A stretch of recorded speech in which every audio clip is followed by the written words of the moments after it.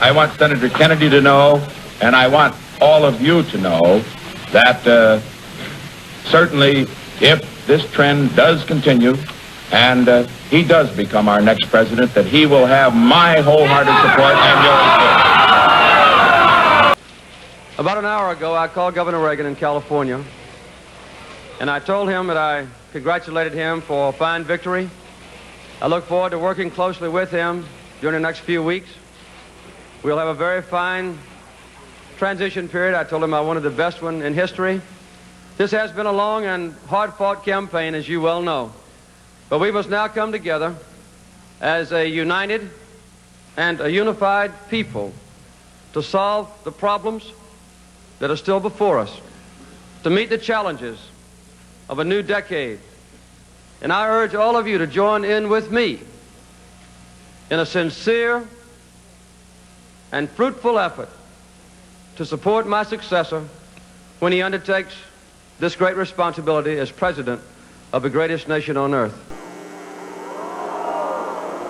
Again tonight, the American people, in town halls, in homes, in firehouses, in libraries, chose the occupant of the most powerful office on earth. Their choice was made peacefully, with dignity, and although I would have rather won,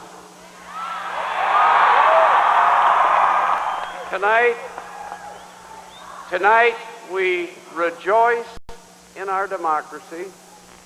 We rejoice in the freedom of a wonderful people, and we accept their verdict. Thank you so much. Well, here's the way I see it. Here's the way we see it, and the country should see it, that the people have spoken, and we respect the majesty of the democratic system. I just called Governor Clinton over in Little Rock and offered my congratulations. He did run a strong campaign.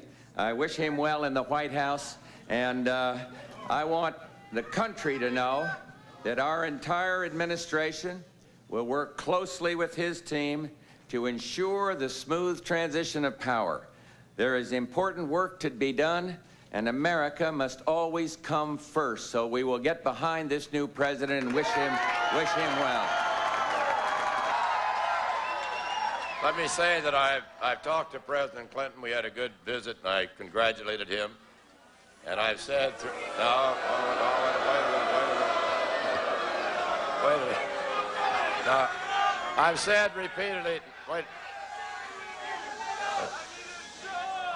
I've said repeatedly in this campaign that the president is my opponent, not my enemy, and I wish him well, and I pledge my support in whatever advances the cause of a better America. Is that what the race was about in the first place? A better America as we go into the next century.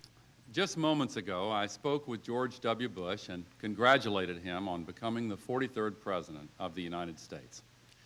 And I promised him that I wouldn't call him back this time. Neither he nor I anticipated this long and difficult road. Certainly neither of us wanted it to happen. Yet it came, and now it has ended, resolved as it must be resolved through the honored institutions of our democracy. And while there will be time enough to debate our continuing differences, now is the time to recognize that that which unites us is greater than that which divides us. While we yet hold and do not yield our opposing beliefs, there is a higher duty than the one we owe to political party. This is America, and we put country before party. We will stand together behind our new president. The American people have spoken, and they have spoken clearly. A little while ago, I had the honor of calling Senator Barack Obama to congratulate him, to congratulate him on being elected the next president of the country that we both love. In a contest as long and difficult as this campaign has been, his success alone commands my respect for his ability and perseverance. But that he managed to do so by inspiring the hopes of so many millions of Americans who had once wrongly believed that they had little at stake or little influence in the election of an American president, is something I deeply admire and commend him for achieving. Senator Obama has achieved a great thing for himself and for his country. I applaud him for it and offer him my sincere sympathy that his beloved grandmother did not live to see this day. Though our faith assures us she is at rest in the presence of her Creator, and so very proud of the good man she helped raise. Senator Obama and I have had and argued our differences, and he has prevailed.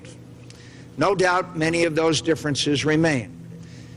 Whatever our differences, we are fellow Americans, and please believe me when I say no association has ever meant more to me than that. I have just called President Obama to congratulate him on his victory. His supporters and his campaign also deserve congratulations.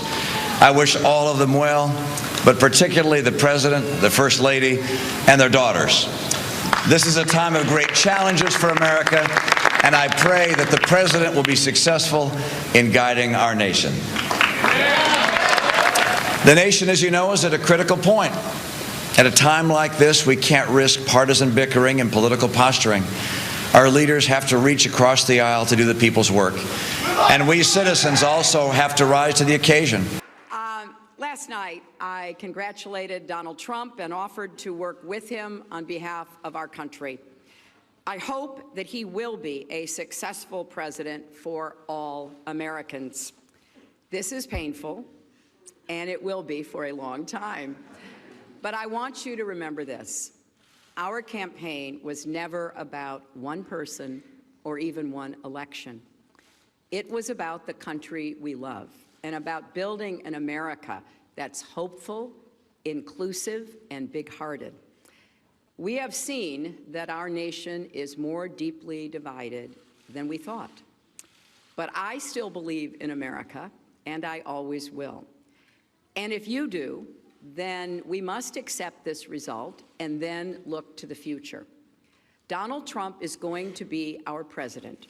We owe him an open mind and the chance to lead. Our constitutional democracy enshrines the peaceful transfer of power. And we don't just respect that, we cherish it. This is a fraud on the American public. This is an embarrassment to our country. We were getting ready to win this election.